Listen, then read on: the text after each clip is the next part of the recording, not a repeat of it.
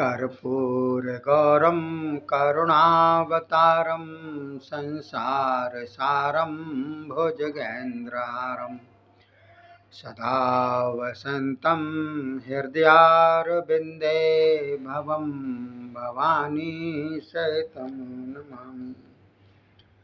बोलिए शंकर भगवान की जय। बोलिए शिव महापुराण की जय। बोलिए हिंदू सनातन धर्म की जय। देखिए साथियों, अब ये 48वां अध्याय चल रहा है, जिसमें अंधक का महानाश, मोहनाश और युद्ध बंद बतलाया गया है। श्री सनत कुमार जी ने कहा, हे व्यास जी, जब भार्गव शुक्र शिवजी के पेट में रहे थे, उस समय वे बाहर निकलने के लिए मंत्र जपते रहे। वही मंत्र अब मैं आपको सुनाता हूँ। वह मंत्र यह था, ओम देवताओं के परम ईश्वर सभी देवता तथा दानव आपको प्रणाम किया करते हैं। हे हर महादेव, आपके नेत्र पीत वर्ण हैं। आप बल बुद्धि के स्वरूप हो। बागंबर धारण करने वाले, वनवासिन, तीनों लोकों में प्रकाश देने वाले, आपके श्वेत कमल जैसे नेत्र हैं। आप चराचर जगत के ईश्वर हो।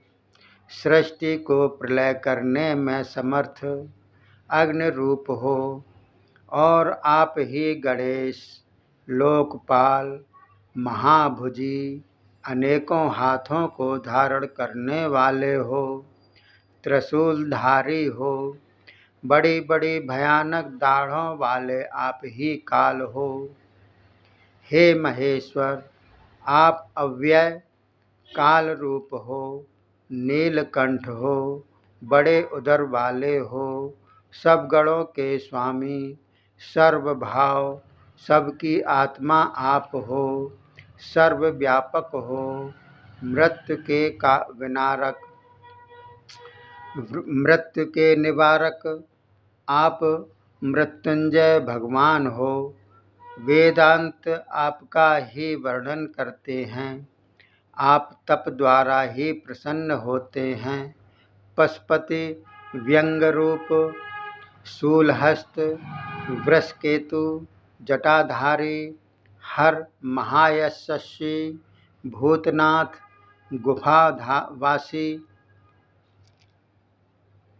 गुफावासी, वीणा ढोल ताल डमरू बजाने वाले, दिव्य रूप से दर्शन देने वाले, प्रातः काल के सूर्य के समान पर पार्वतीनाथ, शत्रु निकंदन, त्रिपुरारी, भगनेत्र ध्वंसक,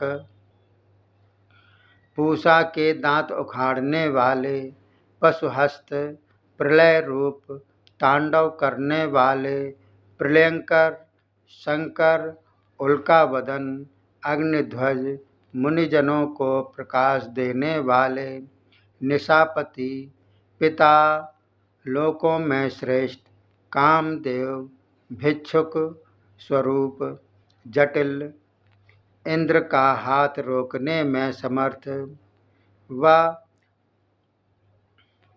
सुस्तंभक, यज्ञ पुरुष, चल, मधुकर, वनस्पति, पशुपति, जगत रचयिता, जगत धारक आदि पुरुष, स्थिर रहने वाले, धर्म धुरीण, 3 प्रकार के मार्गी, भूतनाथ, त्र्यंबक, सहस्त्रों सूर्यों के संप्रकाश वाले, सर्व बाधा निवारक, धर्मश्रेष्ठ, पुष्पदंत, भागमुख, हिरण्यगर्भ, भयंकर, भयानक पराक्रमी इत्यादि अनेकों नामधारी भगवान शंकर महेश्वर, मैं आपके चरणों में बारंबार प्रणाम कर रहा हूँ। हे व्यास जी, भार्गव ने यही मंत्र जपा था। इसी मंत्र के जपन द्वारा ही शिवलिंग के छिद्र द्वारा शुक्र वीर धोकर ही बाहर निकले थे। तब तो जगदम्बा पार्वती जी ने उन्हें भी पुत्र भाव से ग्रहण किया था। श्री सनत कुमार जी बोले, हे व्यास जी, उसके बाद भगवान शंकर ने देखा कि दानवराज अंधक भी धैर्य धारण करके मेरे ध्यान में मग्न हो रहा है। तब तो स्वयं भगवान शंकर उस पर प्रसन्न हो गए और बोले, हे दैत्यराज, इस प्रकार के तुम्हारे यम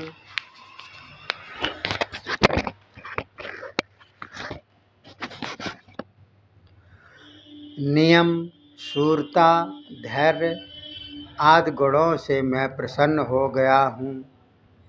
तुम मन चाहा वर मुझसे मांग लो।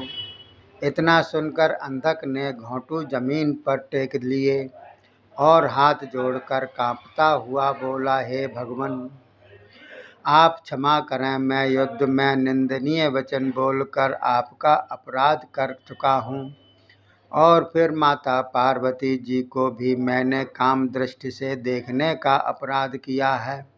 हे प्रभु, पिता तथा माता, मेरे अपराधों को क्षमा करो। जगत जननी माता पार्वती जी क्रोध दूर करें, मुझ पर प्रसन्न हों। हे भगवान शंकर, आपका क्रोध मुझसे नहीं सहा जा रहा। आप दयालु हो, मेरी रक्षा करो एवं श्री पार्वती माता भी मुझे अपना पुत्र समझकर क्षमा करें और आपके वीरक गण आदि मुझे मित्र दृष्टि से देखें, प्रेम का बर्ताव करें। कृपा करके आप मुझे यही वरदान दें। श्री सनत कुमार जी बोले, हे व्यास जी, इस प्रकार प्रार्थना करके अंधक शिव पार्वती जी के चरणों में दृष्टि रखकर मौन हो गया। उसके बाद भगवान शंकर पार्वती जी ने उस अंधक की उत्पत्ति का स्मरण करके उसकी ओर प्रेम से देखा। उसके बाद अंधक साक्षात माता पिता के प्रेम को पाकर सनाथ हो गया। बोलिए शंकर भगवान की जय। शिव महापुराण की जय। ये अब 39वां अध्याय चल रहा है, जिसमें मृत संजीवनी विद्या का वर्णन दिया हुआ है। तो श्री सनत कुमार जी बोले, हे व्यास जी, अब आपको मृत संजीवनी विद्या का वर्णन करता हूँ। भार्गव ने उसे किस प्रकार प्राप्त किया था, सुनिए। सबसे पहले भार्गव काशीपुर में पहुँचे थे। वहाँ विश्वनाथ का ध्यान किया। इस प्रकार बहुत वर्षों तक वहाँ तपस्या करते रहे और वहाँ उन्होंने शिवलिंग की भी स्थापना की। उसके सामने एक दिव्य कूप खुदवाया। फिर दूध, दधी, घृत, मधु, शर्करा आदि से भरे हुए लाखों कलशों से शिवजी का पंचामृत अभिषेक किया। फिर चंदन आदि सुगंधित द्रव्यों का लेप किया। चंपा, धतूरा, करवीर, कुशा, मालती, कनेर, कदम्ब आदि अनेकों पुष्पों द्वारा तथा बेल एवं बिल्व तथा अर्क आदि के पत्रों द्वारा कई प्रकार से सदाशिव का पूजन किया। इसी प्रकार गीत, वाद्य, नृत्य आदि करके अनेकों प्रकार भेंट करके 5000 वर्ष पर्यंत इस प्रकार की पूजा की। इस प्रकार सदाशिव को प्रसन्न करने में वह लगा रहा। ऐसा होने पर भी शिव प्रसन्न नहीं हुए। तब तो उग्र तपस्या करनी आरंभ की। अत्यंत कठिन एवं दुस्सह नियम पालन करने लगा। सबसे पहले उसने भावनात्मक जल द्वारा चित्त शुद्ध किया। फिर भगवान शंकर के ध्यान में उस निर्मल चित्त को लगाकर 1000 वर्ष पर्यंत कठोर तपस्या करता रहा, तब कहीं भगवान शंकर उस मूर्ति से प्रकट होकर प्रसन्न होते हुए भार्गव से बोले, हे भृगुनंदन, मैं तुम्हारी इस तपस्या द्वारा अति प्रसन्न हो रहा हूँ। अपनी इच्छा के अनुसार वर मांगो। फिर बोले, शुक्र, तुम मेरे पूर्ण भक्त हो। मेरी भक्ति करके ही तुमने तपस्या की है, इसी कारण मैं तुमको परम दुर्लभ वर देता हूँ। तुम इसी प्रकार इसी शरीर द्वारा मेरे उदर में प्रवेश करोगे, फिर मेरे लिंग के छिद्र द्वारा तुम्हारी उत्पत्ति होगी। और भी मैंने जो त्रिलोकी भर में किसी को न प्राप्त न होने वाली, मैंने अपने तप द्वारा जो विद्या रचकर निर्माण की है, उसी विद्या को मैं मंत्र रूप से तुम्हें देता हूँ। इसी विद्या के द्वारा मरे हुए शरीरों में भी फिर से जीव संचार हो जाएगा, अर्थात मरे हुए जी उठेंगे और तुम ग्रहों के मध्य उत्तम ग्रह गिने जाओगे। आकाश में तुम्हारा प्रकाश होगा और जिस ओर तुम्हारा उदय होगा, उस तरफ जो भी स्त्री अथवा पुरुष यात्रा करेंगे, तुम्हारी उन पर दृष्टि पड़ने के कारण उनका नाश हो जाएगा। शुक्रदेव, तुम्हारे उदय होने पर ही विवाह आदि शुभ कार्य होने लगेंगे। नंदा तिथि भी तुम्हारे संयोग के कारण शुभ गिनी जाएगी और तुम्हारे द्वारा ही स्थापित इस शिवलिंग का नाम भी शुक्रेश होगा।